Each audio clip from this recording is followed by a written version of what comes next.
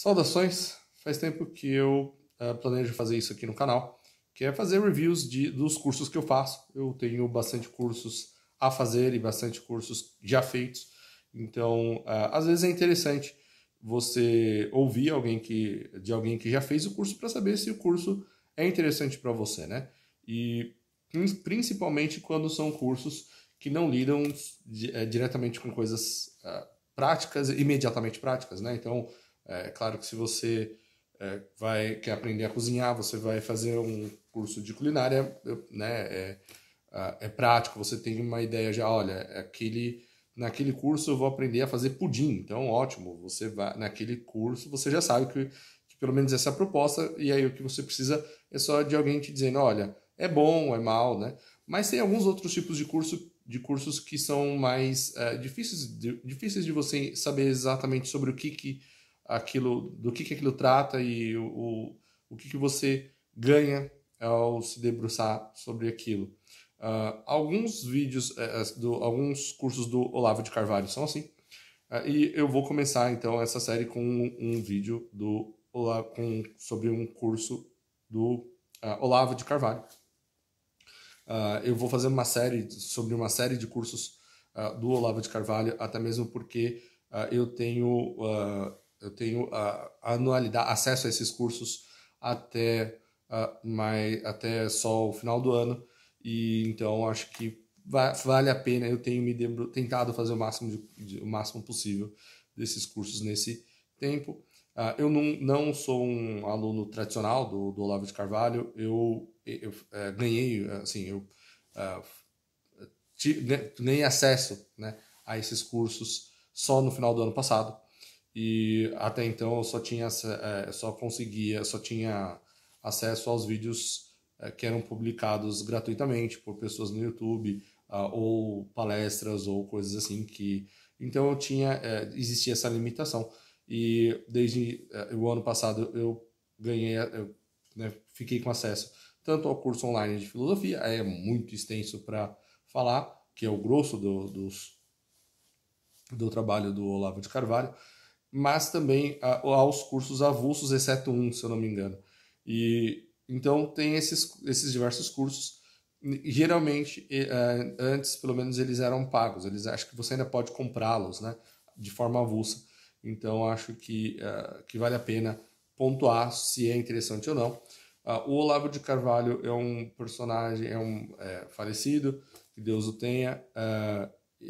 Há pontos em que, pelo menos da forma como me foi apresentado e do que eu li, por exemplo, do debate entre ele e o Dugin, ou sobre as afirmações dele de que o Dugin assim, dando a entender que o Dugin é uma espécie de guru ou de cabeça do Putin, e eu já falei aqui no canal diversas vezes que eu não acho que esse é o caso.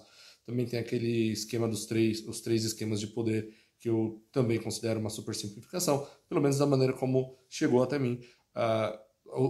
Aquele livro do Olavo de Carvalho com o Dugin, falou, olha, não teve um vencedor ali, porque os dois parecem, um estava falando de maçãs, o outro estava falando de bananas, né?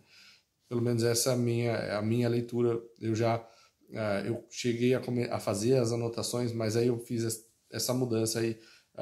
Eu nem sei onde estão essas anotações para retomar, para continuar fazendo e tratar do livro da maneira como eu acho que deve ser tratado, para eu fazer para dar uma boa perspectiva, uma perspectiva ampla sobre isso.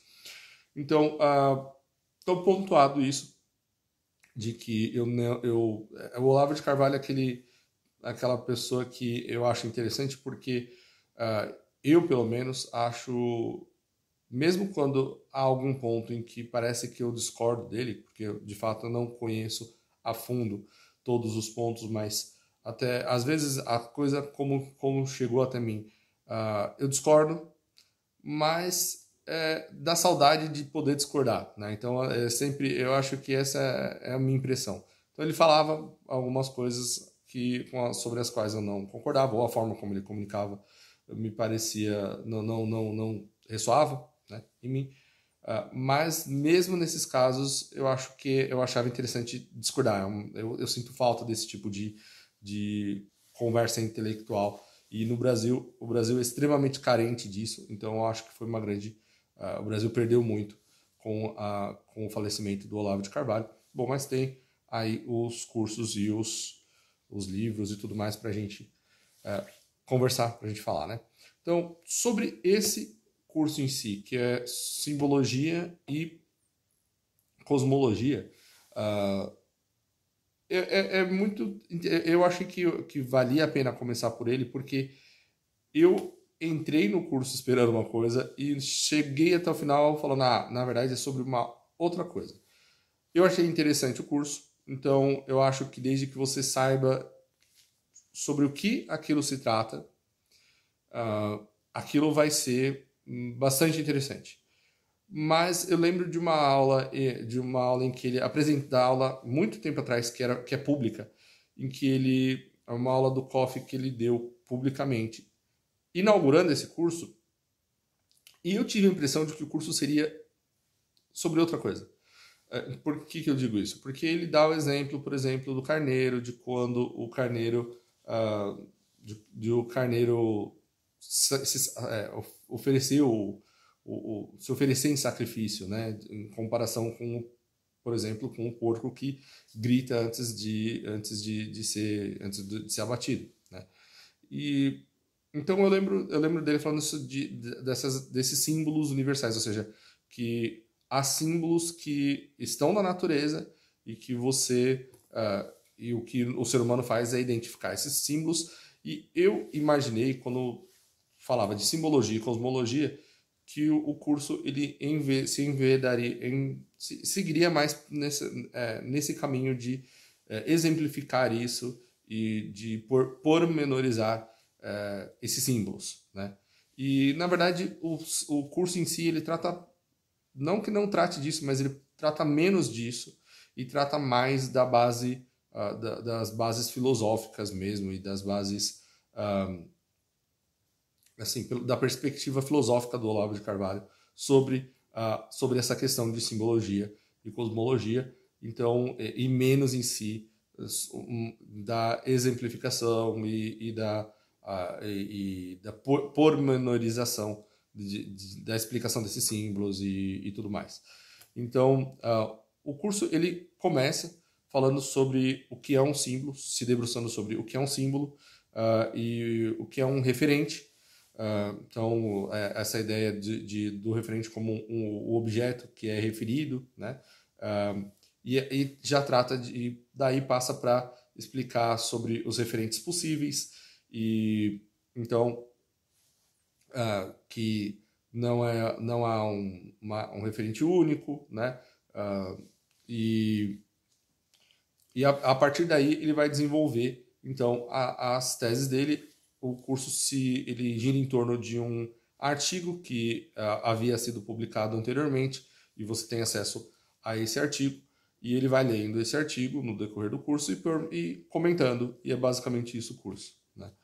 Então, ele trata dessas questões de significante, então me lembrou um tanto das minhas aulas na USP. Para quem não sabe, uma das minhas formações é em letras, né?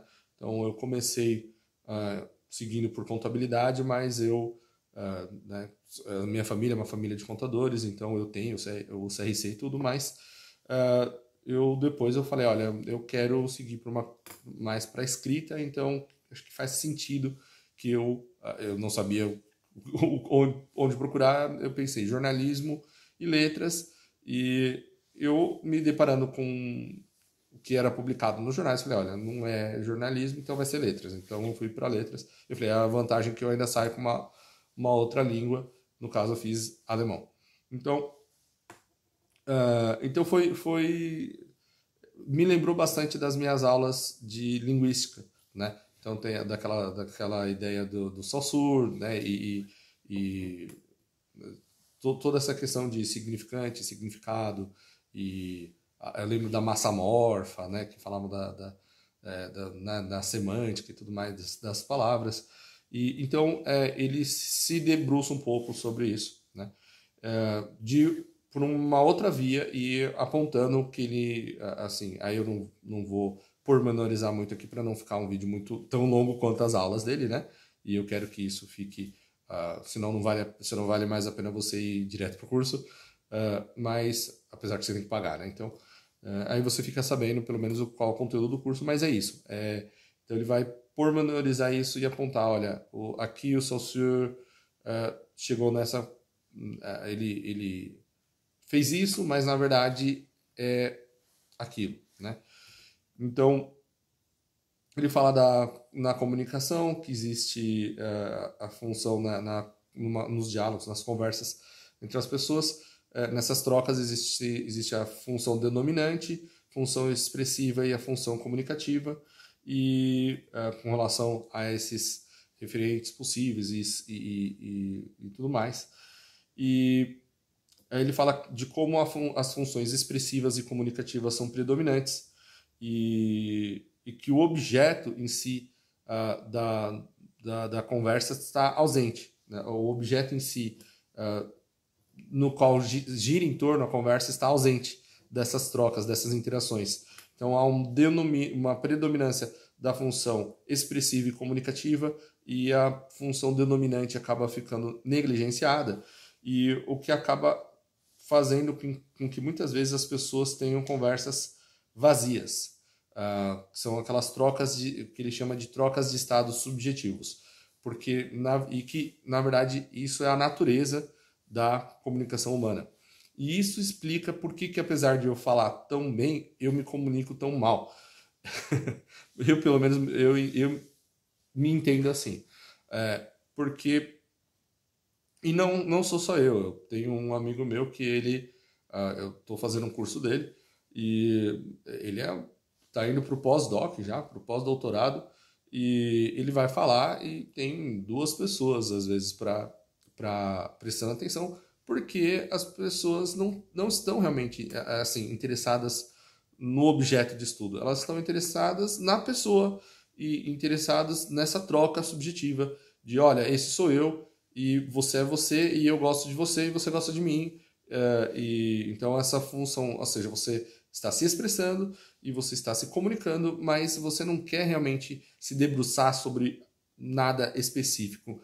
E é um pouco por isso que as conversas elas têm essa camada superficial muitas vezes, né? Então as pessoas elas não querem realmente passar de certo ponto nas conversas, e assim, elas deixam isso para esse tipo de informação para ser adquirida de outra forma, se é que é necessário para a vida daquela pessoa, e para maior parte na maior parte do tempo as pessoas julgam que aquilo não é necessário. Por isso que a retenção das pessoas, mesmo na faculdade, você chega no final, você pergunta, você lembra das suas aulas de cálculo do primeiro ano, do segundo ano, do conteúdo? Você lembra disso? E as pessoas não lembram de nada, porque elas não estavam realmente interessadas no objeto, naquele objeto, além daquilo que elas veem como uso necessário e imediato.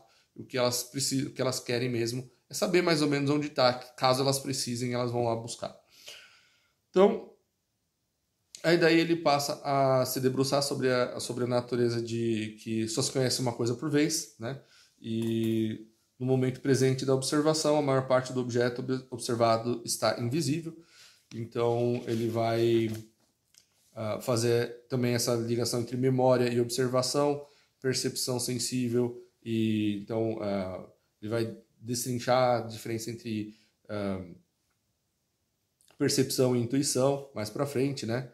E então muito do curso gira sobre essa ideia de que nós conhecemos tudo por partes e que tudo na verdade são sistemas de latências, e que às vezes você desenlaça isso em pedaços, e que na verdade tudo é símbolo, e disso se tiram os signos, e não o contrário, ainda que você vai ver que na linguística, por exemplo, e muito das ciências humanas trata como se fosse o contrário, né? E de como muitas divisões são artificiais, né? Então ele vai falar, por exemplo, da questão de causa e efeito, né? Causa e consequência, que são fases de um fenômeno único, mas que na hora de estudar você faz uma separação didática, só que a ciência acaba transformando isso em separação, ou seja, uma separação que é artificial, ela passa a ter, para as pessoas que estudam aquilo, elas ganham características de realidades distintas, né? E aí aquela história de o problema fica impossível de ser resolvido porque uh, porque a divisão que foi feita é artificial. Eu cheguei à conclusão de que causa e consequência e outra coisa que ele comenta, consciente e inconsciente, de que de que não existe, por exemplo, consciente e inconsciente. É uma coisa que eu me debruçava muito quando no início da minha adolescência, né? Eu já estou chegando já estou indo para a meia idade, mas eu lembro, né, há 15, 20 anos atrás, que eu olhava estudava as coisas sobre psicologia e tudo mais. Eu lembro de eu cheguei a ler livros de 500 páginas, 600 páginas, se debruçando sobre essas questões de sombra, ego, superego e tudo mais. E eu era meio, assim, eu achava aquilo tudo fascinante. E aí, mais pra frente, eu fui estudar um pouco sobre simbologia e sobre ocultismo e esoterismo e tudo mais. E eu, conforme eu fui me aprofundando naquilo, né, saindo daquelas camadas exotéricas, né, exotéricas, sempre falo que o esoterismo das massas é o exoterismo das escolas de mistério, mas conforme eu fui me deparando com a realidade de que tudo aquilo lá era falso, não é que era falso, mas era só uma camada que encobria verdades verdades que são mais palpáveis, mais fáceis de você, assim, uma vez que você obtém aquele conhecimento, você vê que aquilo é artificial, é uma camada artificial que serve para você comunicar certas ideias, que sendo verdadeiras ou não, mas que aquela camada é artificial. E aqui ele trata disso por uma outra perspectiva mais filosófica, né? E aí depois ele assim, caminha para defender a ideia de que você deve filosofar sobre as coisas e não sobre os conceitos. Isso e aí e é isso, né? Acho que tem mais que eu anotei aqui para passar para vocês. E que, em decorrência disso, que como há muitas vezes nas ciências humanas ou nas ciências em si, nas ciências como um todo, os questionamentos são artificiais, eles são eles partem, assim, muito se desdobra sobre divisões que são artificiais, acaba acontecendo de que na prática é tudo mais fácil do que na teoria, né? Então é mais fácil você lidar com aquilo no mundo real do que destrinchar aquilo na teoria, assim, a teoria ela cria uma camada falsa de sofisticação de certas coisas. E aí ele dá exemplo naquilo que eu imaginei que seria o cerne do curso mesmo. Ele fala um pouco da cruz de 6 pontas como símbolo universal, e daí ele passa a abordar questões de cosmológicas, mas também pouco sobre essas questões dos símbolos, dos signos, astronômicos e tudo mais, mas isso é a menor parte do curso. Bom, se você achou isso tudo que eu te passei interessante, o curso ele tem acho que umas 10 horas, não sei, acho que não chega a tudo isso, mas são 5 aulas de pelo menos 1 hora, tem a parte de perguntas e respostas, mais a leitura do artigo, que eu imagino que você possa, se você realmente se interessa, você vai querer ler o artigo de forma independente das aulas. Então eu acho que dá para colocar em umas 10 horas de aula. Então é isso, eu vou ficando por aqui.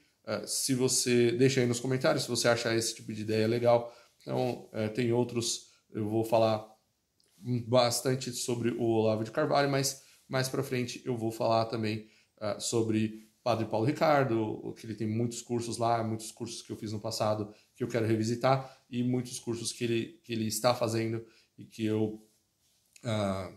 ele lançou recentemente que eu não fiz ainda. Eu tenho cursos sobre o mercado financeiro, né? Então, tanto do Stormer, de day trading e de trading no geral, aqueles do Bo Williams, do Ficube, que eu também tenho acesso. Então, são todos cursos que eu acho que assim, eu faço para o meu desenvolvimento pessoal, mas acho que vale a pena compartilhar alguma coisa disso com vocês. Tá ok? Então é isso. Eu vou ficando por aqui. Fiquem com Deus. Se você se interessa pelo quer se aprofundar, né, no meu conteúdo, existe uma comunidade no Telegram que é o Recanto do Guerreiro, é aberto. E eu tenho também um canal para o Café com Escrita, e tudo aquilo que eu acho interessante como fonte ou que eu vou usar no futuro, eu vou deixar tudo lá no Telegram do Café com Escrita. Eu antes colocava tudo lá no Recanto do Guerreiro, mas eu acabei tirando e achei que as pessoas, não sei porquê, mas elas não interagem da maneira como eu gostaria ali, e eu acho que acaba meio que tornando mais difícil o acesso realmente às coisas que eu estou produzindo, né? Então é isso. Se você quiser fazer uma contribuição aqui para o canal, tem o Pix, que é escritonasombras@gmail.com.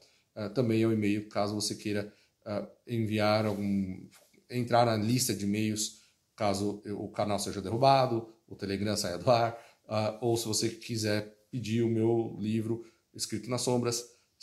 Com a graça de Deus tem mais livros vindo por aí, mas por enquanto é o Escrito nas Sombras que você pode pedir por lá. E mais para frente também os meus cursos também vai ser você vai poder pedir através do escritonasombras@gmail.com, não só por aí, mas também por lá, ok? Então é isso, fiquem com Deus, um forte abraço e até a próxima.